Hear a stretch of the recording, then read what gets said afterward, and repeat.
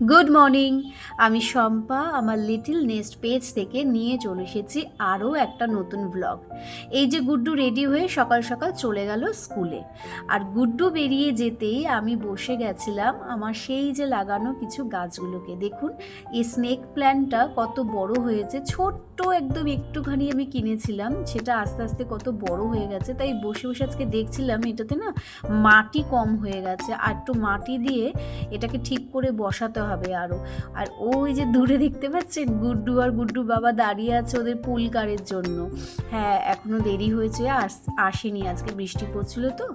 আজকে বৃষ্টির দিন, তাই ভাবলাম যে আজকে একটুখানি রসুন ফোড়ন দিয়ে, কালো জিরে, শুকনো লঙ্কা, কাঁচা লঙ্কা দিয়ে, পেঁয়াজ দিয়ে আজকে একটু পেঁয়াজের মুসুর ডাল করব। মুসুর ডালটা সেদ্ধ হয়ে গেছিলো, ঢেলে দিয়েছিলাম। জানেন তো আমার পেঁয়াজের ডাল খেতে খুব ভালো লাগে, আমি খুব পছন্দ করি।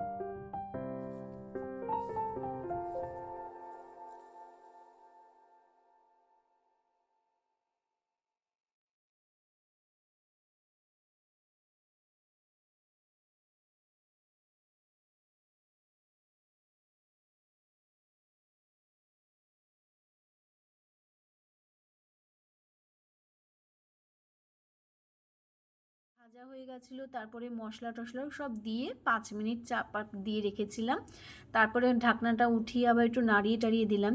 জানেন তো ফুলকপি খেতে না আমাদের বাড়িতে আমরা সবাই খুব ভালোবাসি। এখন তো ফুলকপির অফ সিজন, যখন সিজন টাইমে থাকে না, যে শীতকালটা বিশেষ করে, এত ফুলকপি খাওয়া হয় যে কি বলবো আপনাদের। আর প্রচণ্ড ফুলকপি আমরা ভালোবাসি, কিন্তু দুঃখের বিষয় এখন আমার বরের সেই ফুলকপি খাওয়াটা একটু বারণ হয়ে গেছে।